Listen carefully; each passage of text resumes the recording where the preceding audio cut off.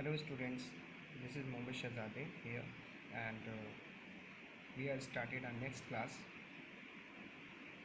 for economics and आज का जो हम लोग टॉपिक पढ़ने वाले हैं वो है हमारा production possibility curve. What it is production possibility curve. अब जैसा कि आप लोग जान रहे होंगे प्रोडक्शन पॉसिबिलिटी कर्व का मतलब हुआ कि हमें जो है प्रोडक्शन करना है और प्रोडक्शन करने में कौन कौन सी पॉसिबिलिटियाँ होती हैं उनके बारे में हम लोग क्या करने वाले हैं, स्टडी करने वाले हैं, ठीक है ना। और प्रोडक्शन पॉसिबिलिटी जो कर्व है इसका और भी नाम है, उसको हम आगे भी बताते हैं। एंड प्रोडक्शन पॉसिबिलिटी जो कर्व, ये टॉपिक आपका एग्ज़ाम में one of the most important questions arise होते हैं। सो इस टॉपिक को पढ़ने के लिए बहुत ही कंसल्टेशन ज़्यादा ज़रूरी है और बहुत अच्छे से इसको समझिएगा। बहुत सिंपल है, अक्सर बच्चे कंफ्यूज होते हैं बट ये सिंपल बनाया जाएगा। प्रोडक्शन पॉसिबिलिटी कर्व, अब जैसा इसके नाम से है कि हमें प्रोडक्शन करना है और ऐसी पॉसिबिलिटी क्रिएट करनी है कि आराम से हर चीज़ें मेंटेन हो जाए। तो इसका एक और नाम है क्या, ट्रांसफॉर्मेशन कर्व, या इसका एक और नाम कह सकते हैं ट्रांसफॉर्मेशन फ्रंटियर। इसका एक और नाम होता है प्रोडक्शन पॉसिबिलिटी बाउंड्री, ठीक है। तो इसकी क्या है, ये अदर नेम है। अब हम लोग जो है इसको समझने से पहले हम कुछ चीज़ें डिस्कस करेंगे। फॉर द एग्ज़ाम्पल कि मेरे पास एक लैंड है, ओके स्टूडेंट, मेरे पास क्या है, लैंड है, ठीक। और इस लैंड के मैंने 5 इक्वल डिवाइडेड कर दिए।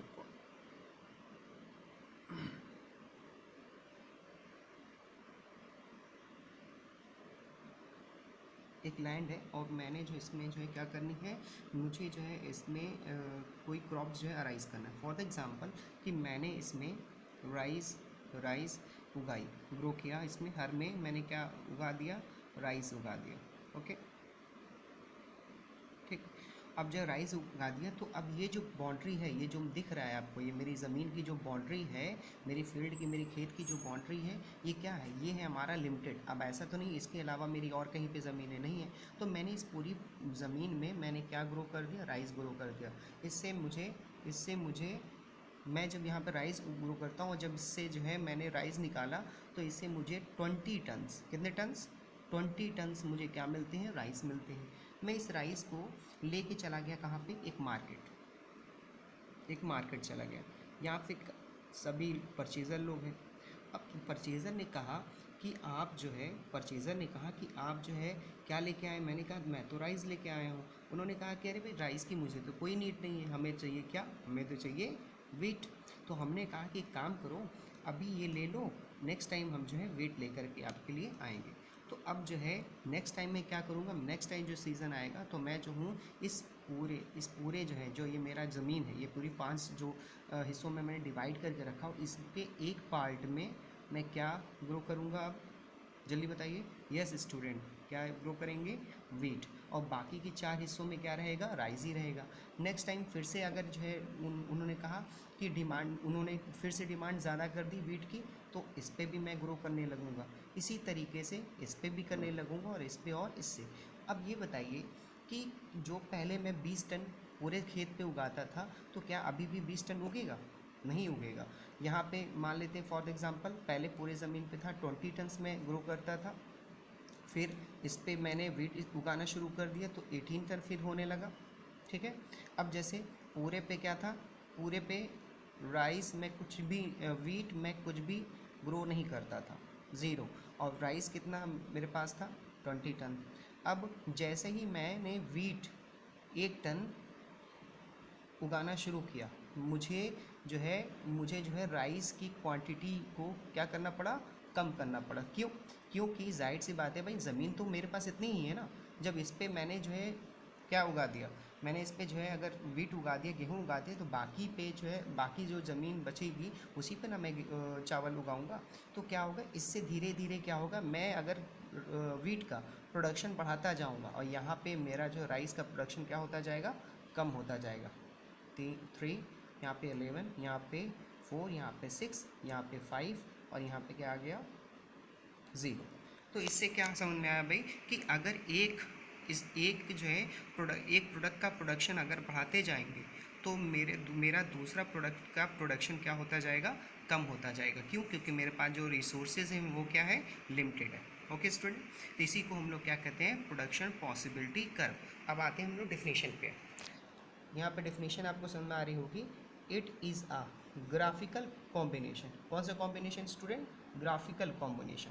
ध्यान से देखिएगा थोड़ा सा, या graphical combination of two goods which represent same satisfaction at each level of output with given limited resources or technology। यानी it is a combination of two goods। ये जो है it is a graphical combination, ये graphical combination है किसका, to goods का, कि अगर एक गुड्स है तो दूसरा भी होना चाहिए, दूसरा है तो पहला वाला भी होना चाहिए। Which represent some same satisfaction, हर लेवल पे सेटिस्फैक्शन क्या होगा, इक्वल होगा at each level of output with given limited resources और टेक्नोलॉजी। अब चलिए थोड़ा समझाते हैं। प्रोडक्शन पॉसिबिलिटी कर्व दो गुड्स के कॉम्बिनेशन को कहते हैं और हर कॉम्बिनेशन पर मिलने वाला सेटिस्फैक्शन लेवल एक समान यानी इक्वल होता है। इससे बनने वाले कर्व को पीपीसी कर्व कहते हैं, प्रोडक्शन पॉसिबिलिटी कर्व। ओके, चलिए थोड़ा सा इसके डायग्राम को समझते हैं।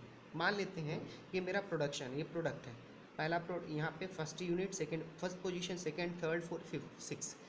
अगर जब मैंने गेहूँ कुछ भी नहीं उगाया था तब मैं पूरे ज़मीन पे, इस पूरे दिख रहा है, ये दिख रहा है, इस पूरे ज़मीन पे मैं पूरा क्या उगाता था, चावल यानी राइस। तो यहाँ पे मैं जो गेहूँ कुछ भी नहीं, और यहाँ पे उगाता था कितना, चावल मेरा 20 टन होता था। जैसे ही मैंने प्रोडक्शन जो है बढ़ा दिया किसका, वीट का, मैंने 1 टन गेहूँ उगाना शुरू किया, तो मुझे जो है ना चाहते हुए भी मुझे राइस की प्रोडक्शन को क्या करना पड़ा, कम करना पड़ा। क्यों? क्योंकि इस पूरे एरिए पे अगर मैं इस एरिए पे अगर मैं जो क्या उगाने लगता हूँ, वीट, तो बाकी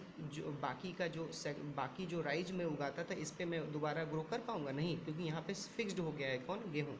ठीक है, सेम इसी तरीके से सेकंड, मैंने जैसे ही सेकंड 1 यूनिट और बढ़ाई, मुझे जो है राइस की जो है क्वांटिटी को क्या करना पड़ा, कम करना पड़ा। 3, 8, 11, 4, 6, 5 एंड 0। इससे ये समझ में आया कि जैसे जैसे मैं किसी एक कमोडिटी की क्वांटिटी को, प्रोडक्शन को बढ़ाता जाता हूँ, उसका इफेक्ट जो है सेकंड वाले कमोडिटी पे पड़ेगा, जिसको हम लोग क्या कह रहे हैं, राइस। तो यानी कि ये दो गुड्स का ऐसा कॉम्बिनेशन है जिसपे हर लेवल पे मिलने वाला सेटिस्फैक्शन क्या होना चाहिए, बराबर होना चाहिए। अब एग्जांपल में ये बताओ कि जो सेटिस्फैक्शन यहाँ पे मिल रहा है वही सेटिस्फैक्शन इस पर मिलेगा कि नहीं मिलेगा? नहीं, जल्दी सोच लें आप। मिलेगा, ऑफ कोर्स स्टूडेंट मिलेगा। क्यों? क्योंकि लैंड तो मेरी सेम है ना, मेरी ज़मीन तो सेम है ना, कोई भी ऐसा तो है नहीं कि कोई भी लैंड का कोई भी पोर्शन खाली है, एम्प्टी है। मैं चाहे राइस उगाऊँ चाहे वीट उगाऊँ, उगा तो रहा हूँ ना, यूज़ तो कर रहा हूँ ना। ये दो कॉम्बिनेशन ऑफ गुड्स को ही हम लोग क्या कहते हैं, प्रोडक्शन पॉसिबिलिटी कर्व। अब आइए इसमें देखिए, यहाँ पे मैंने कोई भी गेहूँ नहीं उगाया, यहाँ पे 20 था, तो यहाँ पे कुछ हुआ नहीं। जैसे ही मैंने एक जो है टन जो है वीट उगाया, यानी एक जो है टन जो है वीट उगाने के लिए मैंने कितने टन का सेक्रीफाइस किया, राइस का 2 टन का। ठीक है, यहाँ पे फिर से 1 टन को जो है गेहूँ राइस करने पे, मतलब ग्रो करने पे, मतलब उगाने पर उस पर कितने टन का जो है मुझे सेक्रीफाइस करना पड़ा, 3 टन का। इसी तरह 4 टन का, 5 का एंड 6 का। इसको हम लोग क्या कहते हैं, मार्जिनल अपॉर्चुनिटी कॉस्ट। यानी एक चीज़ को उगाने के लिए मैंने कितने का सेक्रीफाइस कर दिया, कितने मार्जिन को मैंने छोड़ दिया, that's called a production possibility curve. और इसको दो कॉम्बिनेशन को होना चाहिए, 2 कॉम्बिनेशन, और जितने का इन दोनों में डिफरेंस आएगा, जितना जितना ये बढ़ता जाएगा उतना उतना ये कम होता है, उसी को हम लोग क्या कहते हैं, मार्जिन अपॉर्चुनिटी कॉस्ट। अब चलिए थोड़ा सा और समझाते हैं। फॉर द एग्जाम्पल, ये मेरा एक्स एक्सिस है, ठीक है, और ये हमारी क्या है, वाई एक्सिस है। मान लीजिए जब मैं जो है कोई भी प्रोडक्ट नहीं उगाता था, मतलब गेहूँ कुछ भी नहीं उगाता, मेरी राइस की कितनी क्वांटिटी थी, 20। ठीक है, जैसे मैंने 1 टन बढ़ा दिया, मेरा कितनी हो गया, मेरा राइस की क्वांटिटी उगाने के लिए 18। इस तरीके धीरे धीरे ये क्या होता जाएगा, कम होता जाएगा। तो ये वाला जो लाइन दिख रहा है आपको, ये वाला, ठीक है, ये वाला, इसको हम लोग कहते हैं full and efficient utilisation of resources. ठीक है, यानी कि पूरी की पूरी ज़मीन को मैंने प्रॉपर वे में यूज़ किया।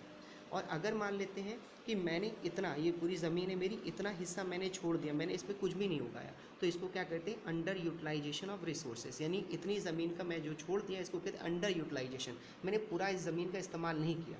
जैसे फॉर द एग्जांपल ये पूरी ज़मीन है मेरी, ठीक है, और इतना हिस्सा जो है मैंने छोड़ दिया, तो ये क्या कहेंगे, इसको हम लोग पूरा कहेंगे फुली यूटिलाइजेशन, और इसको कहते हैं अंडर यूटिलाइजेशन, यानी इसका इस्तेमाल ही मैंने नहीं किया। अब आते हैं, अगर मान लेते हैं कि मेरी ये ज़मीन है और मेरी ज़मीन की बाउंड्री से अलग होकर के कोई दूसरे की ज़मीन, अगर वहाँ पे जाके मैं क्रॉप अराइज करूँगा या ग्रो करूँगा या उगाऊँगा, तो क्या वो मेरा कहलाएगा, वो मेरी प्रोडक्ट कहलाएगा? नहीं, वो नहीं कहलाएगा। वो क्या कहलाएगा? Not attainable resources. ठीक है बेटा, अब आते हैं हम लोग अगला टॉपिक। ओके, तो हमें ये समझना आया कि प्रोडक्शन पॉसिबिलिटी कर्व जो है, प्रोडक्शन पॉसिबिलिटी कर्व वह कर्व होता है जो दो कमोडिटियों की कॉम्बिनेशन को कहते हैं, और हर लेवल पे मिलने वाला सेटिस्फैक्शन लेवल क्या होना चाहिए? इक्वल होना चाहिए। ओके, अब इसके कुछ जो है फीचर्स हैं, आइए चलिए फीचर्स के बारे में देखते हैं।